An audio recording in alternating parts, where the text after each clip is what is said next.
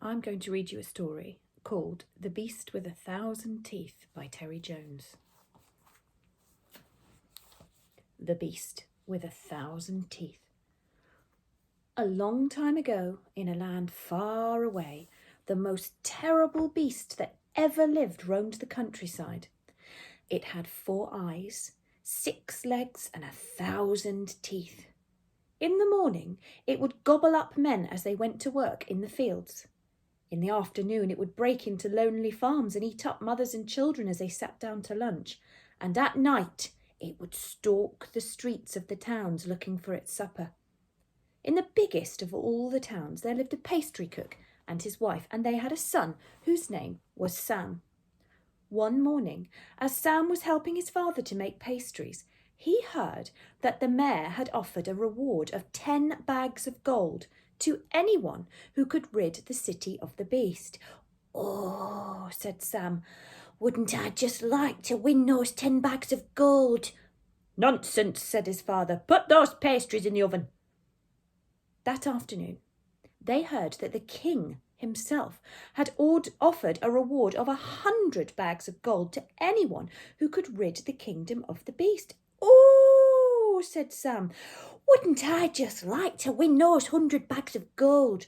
"You're too small," said his father. "Now run along and take those cakes to the palace before it gets dark." So Sam set off for the palace with a tray of cakes balanced on his head.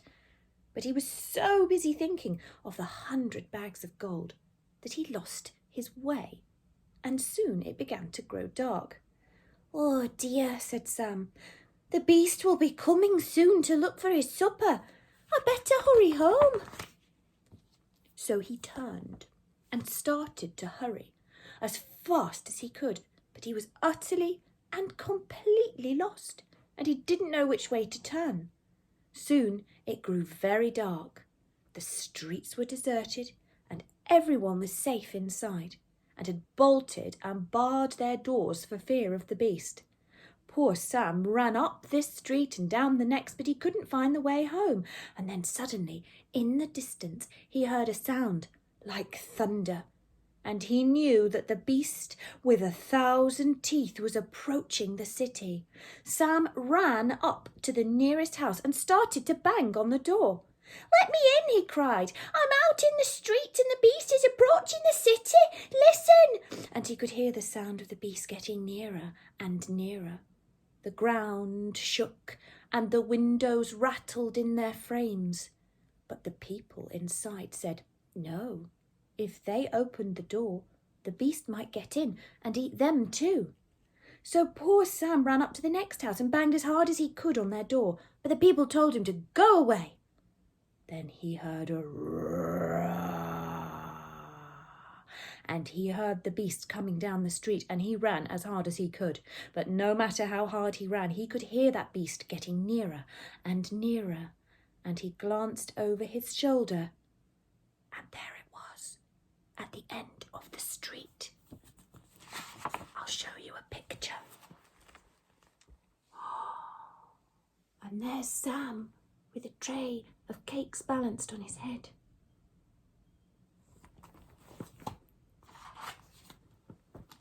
Poor Sam, in his fright, dropped his tray and hid under some steps, and the beast got nearer and nearer until it was right on top of him, and it bent down and its terrifying jaws went snack, and it gobbled up the tray of cakes, and then it turned on Sam. Sam plucked up all his courage and shouted as loudly as he could, "Don't eat me, beast! Wouldn't you rather have some more cakes?" The beast stopped and looked at Sam. And then it looked back at the empty tray and it said, "Well, they were very nice cakes. I liked the pink ones particularly. But there are no more left, so I'll just have to eat you." And it reached under the steps to where poor Sam was hiding and pulled him out in its great horny claws. "Oh, please," cried Sam. "If you don't eat me, I'll make you some more. I'll make you lots of good things, for I'm the best son of the best pastry cook in the land." "Will you make me more of those pink ones?" asked the Beast. "Oh, yes, I'll make you as many pink ones as you can eat," cried Sam. "Very well," said the Beast, and put poor Sam in his pocket and carried him home to his lair. The Beast lived in a dark and dismal cave. The floor was littered with the bones of people it had eaten, and the stone walls were marked with lines where the Beast used to sharpen its teeth.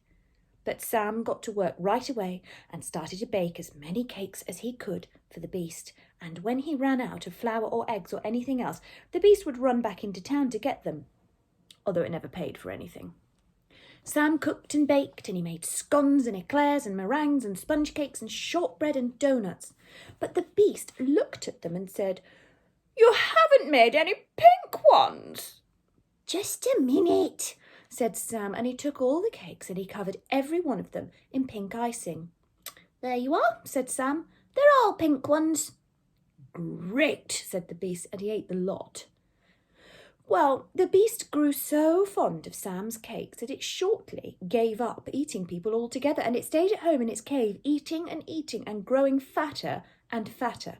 This went on for a whole year, until one morning Sam woke up to find the Beast rolling around, groaning and beating the floor of his cave.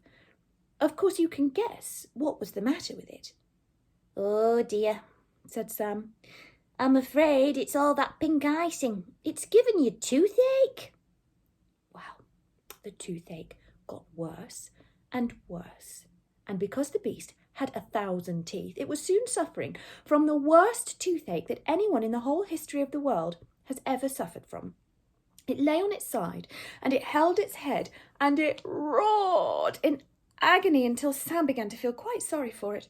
The Beast howled and howled with pain until it could stand it no longer. "Please, Sam, help me," it cried. "Very well," said Sam. "Sit still and open your mouth."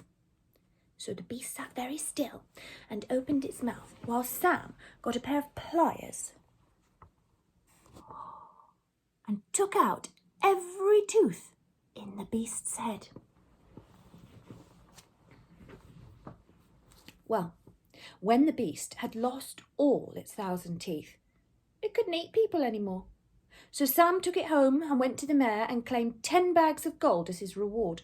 Then he went to the king and claimed 100 bags of gold. And then he went back and he lived with his father and mother once more, and the Beast helped them in the pastry shop and took cakes to the palace every day, and everyone forgot that they had ever been afraid of the Beast with 1,000 teeth.